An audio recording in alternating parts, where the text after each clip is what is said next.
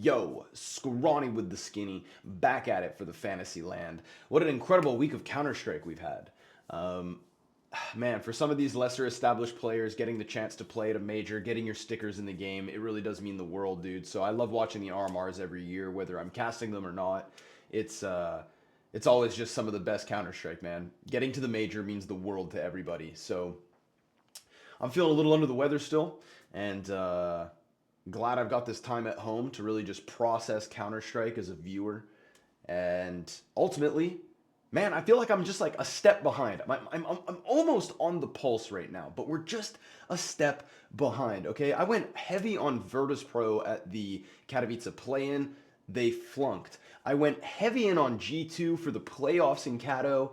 They flunked. And then we get to the RMR, and Virtus Pro and G2 would have been the two best teams for us to have drafted over top of this FaZe Navi creature that I ended up creating. I know in the last video I told you guys I was going to take Thomas, but I also said maybe Davy G is this. It's actually the better choice, but I'm going to go with my second best option to free up money. I backpedaled. I went with what I thought was the best eco pick. I think for 35 points at the price tag, Davy G didn't disappoint. Unfortunately, it was the money that I put into Bit and just kind of like the lesser degree of FaZe's success in comparison to VP. So again, just like one event behind at the moment.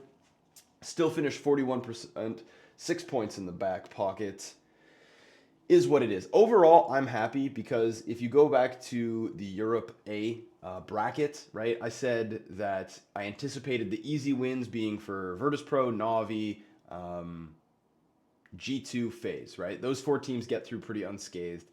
And then I said, look out for the Iberian Peninsula teams, both Koi and Saw. Boom, they qualify. I said, keep your eye on Amcall. Boom, they qualify. So I felt like I had a good read on the team success, and I was right there. But it was just maybe the players that I drafted that kind of held me back this week. So let's look at this bracket yet again. This RMRB is absolutely stacked to the brim. Drink your coffee, kids. But without further ado, let's go, okay? We'll run through it quick. There's only a few standout matches I want to talk about. Vitality over Gamer Legion. I think Vitality bounced back in form along with Astralis, okay? Let's get that out of the way. Vitality and Astralis have another gear. They are the equivalents of the first four, the teams that I mentioned there, the G2, FaZe, VP. These are the teams that are getting through unscathed, all right? You're going to have Vitality, Spirit. I think Astralis kick it back up a notch. And then there's a conversation around who is technically that next fourth. So we'll go through the seedings. Vitality over Gamer Legion, Maus over Guild, Spirit over Ents. I'm actually looking to rate Ents pretty highly after the Katowice run. I think that I like the team play, and I really like seeing where Hades is at right now, right? Hades to me was always the most compelling argument about 9, and now that he is kind of back in form, bro, sky feels like the limit for him particularly, and it's nice that he's not just banking on Goofy. He's actually got Kylar to kind of step up next to him. Goofy and Kylar are playing at a comparable level for once, and so it's not just what felt like previously with Hades and Goofy having to do it all. And I believe in Glaive more than I would Minio. Unfortunately for Minio, he just didn't have it. Glaive's frags is what I questioned the most, but goddamn, in Kato, he laid down. So, yeah, Spirit's going to stomp Ents. That's just how it is. But I do still hold Ents in high regards. Monty over Ecstatic, Cloud9 over Para, Apex over OG, Astralis take Nexus, and I'm going with Heroic over Preezy because I'm putting Heroic in the same camp as I would Ents. These are two teams I fully anticipate getting through to the major. They're two teams that, like, when the roster moves happened and the orgs shifted and the players changed, I thought, oh god, what are we doing here? Is this going to work? But I think both projects have actually managed to hit the ground running. Both projects impressed us in Katowice with quality Counter-Strike. Quality Counter-Strike, not just fluky runs, quality CS from both those teams. There's conversations about the riffraff to still be had. Now the teams I'm writing off, like I told you last time, I went straight 03, called the Enterprise one, which I was wrong about. Ninjas did get 03. See ya! It's, to me, the 03 teams here, Para, Ecstatic. I think that the thing with Nexus and with OG is they at least have one player on the team that you can expect to win rounds, right? I think Zello for Nexus is someone to keep an eye on, and Heavy God for OG can turn games around. Apex is sloppy as all hell, but Maui Snake once said, if Stiko is your fifth best player, then you've got yourself a good team. Unfortunately, right now, it feels like Apex is banking on Stiko being the third best player after Jacob and Nock. So I don't really put much stock in Apex, but dude, they just would not die in Kato. And so I think we could get more of that from them here. Same with Cloud9, but C9 just have more firepower. Vitality beat Heroic. I know they recently lost to them, but in a rematch, head-to-head, again, I think Vitality go above and beyond. I'm going to say Mouse beat Astralis, but this one's pretty 50-50. Spirit's easy. Monty, close game versus Cloud9. I'll give it to them a second time, just because, again, I kind of want to put a doubt on C9 until they get a goddamn opper. Prezi over Nexus, they're the better team. Gamer Legion over OG, they're the better team. Guild over Para, there's a lot to prove there. They've got beef for some dumb reason. Ents over Ecstatic, we put the stock in them. Vitality, Monty, Spirit. Vitality and Spirit are looking like the most established, most surefire 3-0 teams. Heroic versus Ents, I think, is a bit of a coin toss because we still don't really know enough about the teams, considering it's a best of one on top of that. C9 will beat Prezi, Guild will beat Apex, Astralis put down Gamer Legion, Para, Ecstatic go out 0-3, like I said. Don't touch these teams, don't draft their players, don't even look at it. Then I think the kind of depth of this RMR starts to get wishy-washy, but ultimately the teams I still have going through, because again, at this point, the head-to-heads, it's all going to get scrambled. Nothing ever goes this smooth. But rate Mouse, Monty, Astralis, Cloud9, Heroic. I think that actually one of Apex or Gamer Legion is not going to make the major. I don't expect both those organizations to get back. So one of them is not going to make the cut. And I'm also writing off Guild at the end of this RMR too. I think that the Bad News Eagles guys have done something really incredible between Antwerp and Rio and, you know, the back-to-back runs. But I think it comes to a close now. I don't think they are what they were. And I think that this particular RMR is stacked. I would love to be wrong. They always prove me wrong. I am in that boat of people who put them 0-3, ruin my pick'ems, etc. Right? I'll keep writing off Guild Eagles, and they can keep proving me wrong. I know they don't take it personally. They are still stand-up guys. So, yeah. Vitality, Spirit, right? That's what we're really looking at in terms of the core of our draft. So, to me, right now, the price points of both these teams, they're kind of inflated, right? Vitality because of the success at the end of 23, Spirit because of the success at the start of 24. So I think it's actually only beneficial to go, my strat this week is going to be a 2-1-1-1.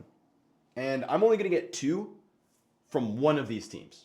I'm not going to bother trying to tap into like the bottom, you know, it's like if I go more emphasis Spirit, then what? I get Apex. Or I get Mezzi, and ZywOo's going to steal all the rating.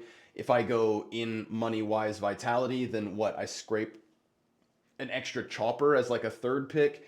I just don't see the appeal there. So what I'm going to do here is emphasize one of these two teams, and I think that after the Katowice run, what you have to do is put your money on Spirit. I think Vitality, they've got the easier seeds at the RMR. They've got the easier matchups if all goes as planned, but they've also got ZywOo in their back pocket, so like let's be real, they can win any game that's ahead of them. We're going Magix and Chopper. Donk is too expensive. 260,000. Come on. I have yet to draft him. I'm not going to draft him. It cost me at Kato. It might cost me again, but I'm not paying 260 for the kid because I didn't buy him for 220 and I didn't buy him for 230 and I didn't buy him for 240. So I'm not going to buy him for 260. All right. I'm not selling. I'm not buying what you're selling, mister. I'm going to go Magix because Shiro at 229 still feels just pretty pricey. Although Shiro is a very good shout. So if you want to go for, you know, a really top-heavy Spirit team and you want to pick up some stragglers across the board everywhere else, go ahead. But I think there's a couple affordable picks in this RMR that are going to be well worth your time. So you'll see my strategy here in going a little less on Spirit. I think that everybody kind of gets sucked up in the success of Team Spirit when Donk is carrying them as they are. And I think right now, you know, I went Zontix back in Katowice, but I would prefer to go Magix because they're almost neck and neck at the moment. And I've noticed that a lot of Zontix positions are positions that don't end up getting rating when everything's going well for Spirit. I'm talking about a guy who was sitting in A-Site Ancient in a 5 versus 1 versus a player with a deagle. And when the guy in the back of main had a deagle and shot in Zontix's site, what did he do? He smokes off A main, sits on the bomb site, holds up his M4, and lets Donk and Magix come running in from elbow, mid, flank, whatever, to clear out and chase the frags. Zontix is not a kill chaser, and so in this instance, for $10,000 less, I'm going to take Magix because I think they're pretty neck and neck. and then Chopper at 197. Nice and affordable. 2 easy team spirit picks. We go beyond that, all right? I want to free up this money for a couple of reasons. I'm looking at teams in the middle of the pack who I think have, at the moment, some really cost-effective fraggers, right? The Mouse guys, Brolin went huge. I love Mouse. I really do, right? Ride or die, baby. Shuhei, #1 fan. But there's 2 players that just stood out to me in Kato that I can't avoid in this situation, all right? So I don't know. Don't ask me to back it up with pure logic in terms of writing off the others. It's just more of like a belief in these 2 individuals to continue what they did in Kato and have another really good event back to back. So we're going to go past Mouse, Monty, Cloud9, Apex, and we're going to park our ass right here on Ents and Heroic. All right? Now, to Ents, I think it's obvious. Hades. 204. Super incredible performance back in Katowice. Finished the event in like the 1.2 something ratings. Just omnipresent with the AWP. Very much feels like he feels the game at the moment. And so even if I'm not just kind of completely sold on the Ents success as a team, even if I don't think they make it through in the cleanest of runs, we know they have the ability to win versus good teams in series of best of 3s. I think it's the BO1s that could actually put them down a little bit. Plus, they have that opening game versus Spirit, which is going to be a tough one, right? So anytime you're drafting a team that's expected to start 0-1 is a little bit sketchy. But I have so much faith in Hades as an individual. I'm gonna just take the swing. All right, I'm gonna take the swing. I'm gonna run the risk, and I'm gonna go with Hades. And then I'm gonna pick one off of Heroic. Now, Nikadaz actually failed to impress me in Kato. Nertz did as he expectedly did, and that was just clean house all over the place, every round, getting his multi-frags. But you know who's sick at the moment, baby? It's TeSeS. TeSeS is a little animal. I thought TeSeS was going to fall into the realms of irrelevancy when he was taking on the in-game leadership for that awkward little period of Heroic. But man, he has just shed that, and under Kicksand, it looks like TeSeS is kicking ass, taking names, and I believe in these 2, all right? So outside of Spirit, I'm going Hades and TeSeS. I think at 204 and 202, they're going to get you the equivalent of like a $212,000, $213,000 player would. I think these are 2 individuals that could end up being in the top 10 highest rated players at the RMRB. And maybe that's a bold claim. Maybe I'll fall on my face, but I'm feeling it, man. I'm feeling it. And then lastly, we have a cleanup here with 191,000. So Shuhei is an option, but I think what happens here is when you just look at the stats of Shuhei and Boomich over the last month, it really does just boil down to Boomich having more carry games. When Cloud9 are winning maps, in one-sided fashion, Boomich just he'll post big ratings. You know, he's hot and cold. He'll drop a 0.88, but then a 1.25 in the same series. And versus teams like BetBoom, teams like Heroic, even 3D Max, OG, we're getting solid stuff from him. In contrast to Shuhei, who I think unfortunately is just more consistently kind of. Although this was a stomp into 13-3, 13-5. So make of it what you will. I think it's a tough choice between the 2 of them, to be honest. I'm not sure where I land, but at the moment I'm going Boomich just because I think C9 will tap into him. This one feels like a coin flip to me. Shuhei is actually the more picked player of the fantasy overview. So now that I'm here again and actually recording, maybe I take Shuhei instead of Boomich. Other notable choices, I think that Stiko is actually a fair price for 183. He's playing outside of 183,000. I wouldn't do Goofy as a second Ents player, and I wouldn't touch any player down here.